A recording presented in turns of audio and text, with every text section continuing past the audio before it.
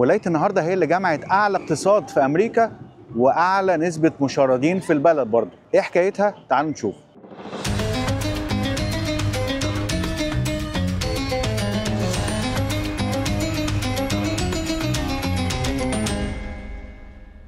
بصوا بقى، عشان الفيديو ده فيه مفاجأة كبيرة جدا جدا هقول لك عليها في الآخر. عندي هدية ليكوا للمتابعين بتوعي اللي مشرفيني واللي بيتفرجوا وبيدعموني. هي مش تبقى هدية واحدة ولا 100 هدية، هم هيبقوا 1000 هدية. 1000 هدية للمتابعين بتوعي. اعرف الموضوع في آخر الحلقة دي، اوعى تروح عليك. أنا هنا موجود في يونيفرسال ستوديوز، واللي ورايا دي اللي هي الكرة الأرضية اللي عليها علامة يونيفرسال الشهيرة اللي هتلاقيها على كل أفلام بتاعت يونيفرسال ستوديوز وكل الاماكن اللي فيها باركس تبع يونيفرسال. تعالوا نشوف قصه كاليفورنيا وحكايتها بس من الاول خالص. قصه كاليفورنيا بقى عايزين نبتديها من زمان، مش من 200 300 سنه، لا من 3000 سنه. الهنود الحمر او السكان الاصليين اللي كانوا موجودين في كاليفورنيا كانوا موجودين من زمان جدا، من الاف السنين. كانوا مبسوطين والدنيا جميله، يصحوا الصبح يصطادوا شويه غزلان، شويه حيوانات ياكلوها، قاعدين في خيم ما بتكلفهمش اي حاجه، وكانت الدنيا بيس خالص. يروحوا يصيفوا هنا، يروحوا يشتوا هنا، ولا حد بيقول لهم انتوا رايحين فين ولا منين، ولا بيدفعوا رنت ولا بيعملوا اي حاجه. لكن اكيد الدنيا ما بتفضلش حلوه على طول. في 1542 بقى وصل المستكشف الاسباني خوان رودريجيز كابريلو للسواحل بتاعه كاليفورنيا، وابتدى ان هو يبني مستعمرات هو والرجاله اللي جايبهم معاه. واول بقى ما وصل عم هوان ده لقى اراضي كتيره تصلح للزراعه. السكان اللي كانوا موجودين قبل كده يعني ما هماش خطيرين للدرجه، فكان قادر يتعامل معاهم مره شويه سلم ومره شويه حرب. وطبعا هو كان جاي من اسبانيا، اسبانيا دي مملكه، فالاسلحه بقى اللي معاهم والامكانيات وكل الكلام ده كانت تسهل عليهم قوي ان هم يحاربوا الناس دي بسهوله. لكن المستكشفين الاسبان دول بس ما كانوش جايين بالسلاح والاماني والاحلام والكلام ده كمان كانوا جايين بامراض. امراض الهنود الحمر نفسهم عمره ما سمعوا عنها وعمر ما جسمهم اتعود عليها، فالجهاز المناعي ما كانش قادر يقاوم الامراض دي، زي مثلا الجدري او الحصبه. وبسبب الامراض دي اعداد كبيره من الهنود الحمر ماتت، لا عرفت تحارب ولا عرفت تعمل اي حاجه. وفضل بقى مراكب كتيره جدا تيجي من اسبانيا وتروح منطقه بتاعت كاليفورنيا، يبنوا مستوطنات جديده ويجيبوا ناس تانية ويتجوزوا ويخلفوا ويعملوا، لغايه ما عدت مئات السنين ووصلنا لتاريخ 1821.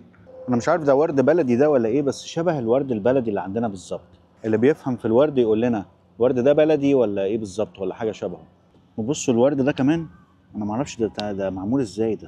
ده تحس ان هو مرسوم، عامل زي الشماسي وعلامه دول كده، شكله غريب جدا. مفيش احلى من الطبيعه والحاجات اللي خلقها ربنا. وشوف لما الانسان بقى ايه يحط ايده ويحطها بشكل كده منسق، بشكل جميل، تدي بهجه وانت ماشي في المكان. ودي من ضمن الحاجات اللي عجباني جدا في امريكا، الطبيعه اللي فيها.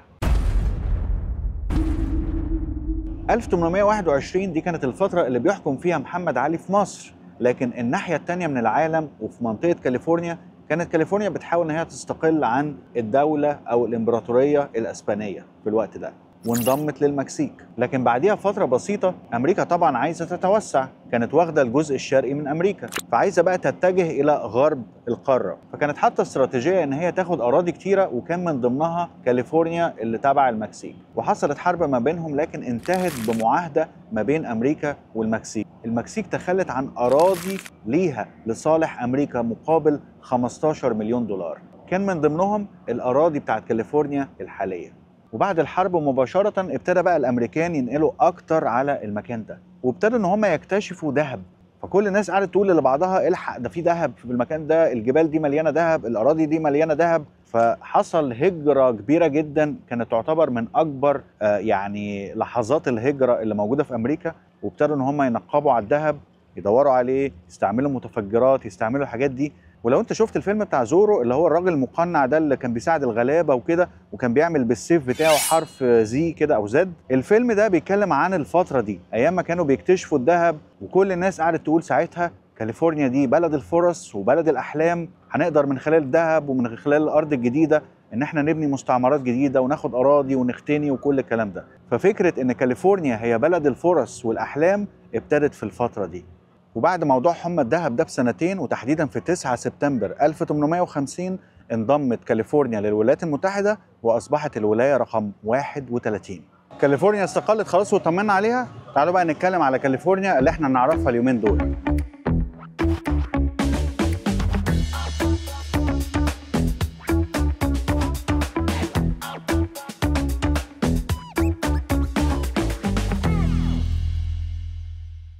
هي في اقصى غرب امريكا، موجوده على الساحل الغربي للقاره، وعندها ساحل طويل جدا على المحيط الهادي، طوله حوالي 770 ميل، وفيها بقى جبال سيرا نيفادا، وفيها بحيره تاهو، وفي الشمال ليها حدود مع ولايه اوريجون، ومن الشرق نيفادا واريزونا، ومن الجنوب ليها حدود مع المكسيك.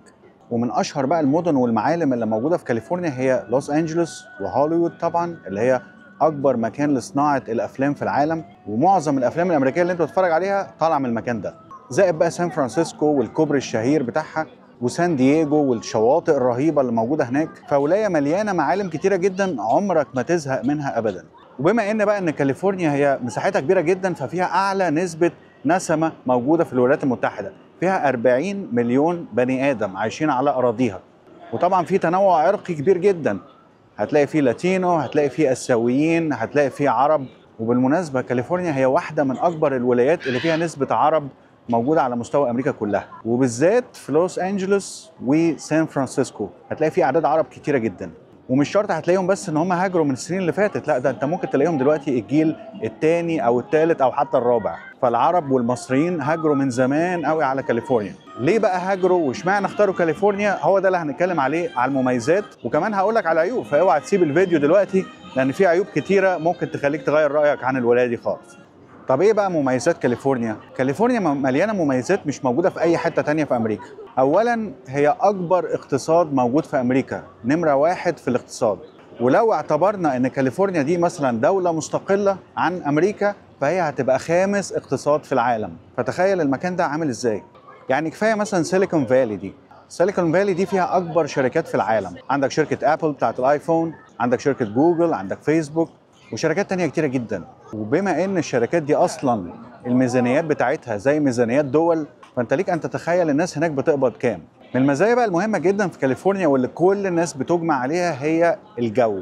جو رائع في كاليفورنيا، جو مش هتلاقيه في اي ولاية تانية. يعني في الشتاء هتلاقي جو مثلا ساقع بس معتدل تقدر تستحمله، ما فيهوش تلج الا في المناطق الشمالية. وفي الصيف برضو الجو حلو، الشمس طالعه معظم اوقات السنه. فكل دي حاجات بتخلي ناس زينا مثلا العرب والمصريين وكده يبقوا مستريحين وهم عايشين في المكان ده، لانها جوها شبيه شويه بمصر. لكن بقى ما فيش رطوبه وكده، هي جو جاف لان هي منطقه تعتبر صحراويه. عايز تخرج بقى وتتفسح، عندك 250 يوم الشمس طالعه فيهم في السنه، غير ايام تانية برضو بتبقى الجو فيها معتدل وكويس مقبول، مش هتبوظ لك اي خروجه انت عايز تعملها. فدي ميزه كبيره جدا اوعى تنساها واحنا بنقارن ما بين الولايات التانية، لان في ولايات تانية انت قاعد في ضلمه. ما جيت لقيت التلفزيون بيصور هنا، كاميرات بقى وحاجات، مكان جميل. حتى القنوات هنا بتيجي تصور بمناسبه الاعياد وكده. الحد الادنى للاجور هنا في كاليفورنيا هو 16 دولار في الساعه. 16 دولار يعني اعلى من فلوريدا وتكساس اللي احنا اتكلمنا عليهم قبل كده. وال 16 دولار دولت هم مش لكل الوظائف، لا ده في وظائف زي مثلا لو انت شغال في مطعم او حاجه، حددوها ان اي حد شغال في مطعم ممكن ياخد 20 دولار كحد ادنى. فانت من دلوقتي عارف ان انت لو اشتغلت شغلانه تانية غير المطاعم مثلا المينيمم هيكون 16. رحت اشتغلت في مطعم والراجل حاول يديلك اقل من 16، بالقانون حط صوابعك في عينه، لا انت ممكن تطالبه ان هو يدفع 20 دولار فيما فوق كحد ادنى حسب قانون الولايه. غير برضو ان بعض المدن او الكاونتيز اللي هي المقاطعات اللي موجوده في كاليفورنيا ممكن يبقى ليها حدود مختلفه، لكن بشكل عام في كاليفورنيا في الوقت الحالي الحد الادنى هو 16 دولار في معظم وظائف الولايات. بس افتكر ال 16 دولار دولت مثلا يكفوا؟ لو انا مثلا اب ومعايا زوجه ومعايا ابنين مثلا، هل ممكن يكفوا ان انا اعيش بيهم لو مراتي ما بتشتغلش؟ انتوا جاوبوني بقى على السؤال ده لو تعرفوا. من مزايا برضو كاليفورنيا ان هي فيها مواصلات، يعني هتلاقي مواصلات في المدن الكبيره، في مواصلات زي لوس انجلوس مثلا او سان فرانسيسكو هتعرف تروح من نقطه لنقطه، يعني معظم الاوقات مش هتبقى محتاج ان انت تبقى عندك عربيه. لكن مثلا مشكله هتبقى مثلا وانت رايح شغلك مثلا ممكن المواصلات دي ما توصلكش لغايه نفس النقطه، ففي يعني وقت من الاوقات هتبقى محتاج ان انت برضه يبقى معاك عربيه. لكن لو انت رايح سياحه او رايح حتى مشاوير معينه، عارف انت رايح منين لفين، ممكن توفر وتركن العربيه وتاخد مواصله، الموضوع هيبقى مريح. وميزه دي مش موجوده في ولايات كتير، يعني احنا اتكلمنا على تكساس وفلوريدا ما عندهمش الميزه دي، لكن الميزه دي موجوده في المدن الكبيره كاليفورنيا. الناس بقى اللي بتحب السينما وبتحب دراسه السينما والتصوير والاخراج، اعتقد يعني مش هيلاقوا احلى من كاليفورنيا عشان يدرسوا فيه او حتى يشتغلوا فيه بعد الدراسه. لان انت عندك هوليوود مثلا، دي زي ما قلنا اكبر مكان او اكبر شركه او يعني حاجه زي مدينه الانتاج الاعلامي مليون مره، بتعمل اكبر واقوى افلام في السينما في العالم كله. طبعا اكيد الشغل في الاماكن دي مش بيبقى سهل يعني، لكن لو انت عندك الموهبه الفنيه وكده هتستمتع جدا جدا هناك، لان هتشوف احدث حاجه، احدث تقنيات، احدث اجهزه، احدث فن، لان ده برضو علم. ففي ناس بتستمتع بالموضوع ده قوي وبتروح بس كاليفورنيا لمجرد ان هي تتعلم سينما وتشتغل هناك فيها. عارفين اللبس بتاع هاري بوتر، اللبس بتاع السحرة وكده موجود هنا. شوف مقاسك كام وتعالى البس من ازيائنا.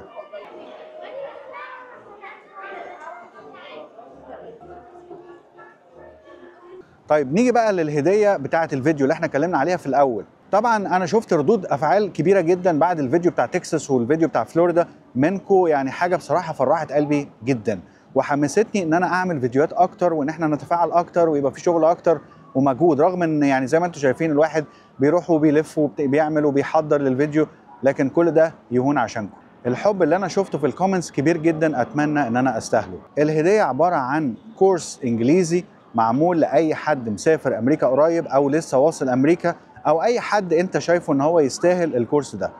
كورس انجليزي انا عملته من حوالي سنه، عباره عن فيديوهات مسجله لتعليم المحادثه بالانجليزيه، فهو عباره عن هديه ل1000 واحد منكم، 1000 واحد اللي هيلحق طبعا. مليان فيديوهات بتشرح لك ازاي ترد على الناس، ازاي تتكلم صح، ايه الجمل الاساسيه اللي احنا بنقولها، كل الحاجات دي. الكورسات دي انا حاططها على موقع يوديمي اللي هو يعتبر اكبر موقع تعليمي في العالم، واللينك معايا. كل اللي انت محتاج تعمله ان انت تخش على الاكونت على الانستجرام بتاعي، تعمل فولو، ابعت لي مسج، هبعت لك اللينك. هو ده بس اللي مطلوب منك وبس يا سيدي، ومبروك عليك. الكورس هيبقى معاك مدى الحياه، عايز تورثه لعيالك ورثه، محدش هيقول لك حاجه. طالما شركه يوديمي دي موجوده هيبقى عندك اكسس ان انت تخش على الكورس ده اي وقت انت عايزه. النهارده اتكلمنا عن مميزات كتيرة جدا عن كاليفورنيا، لكن المشكله بقى ان الحلو ما يكملش.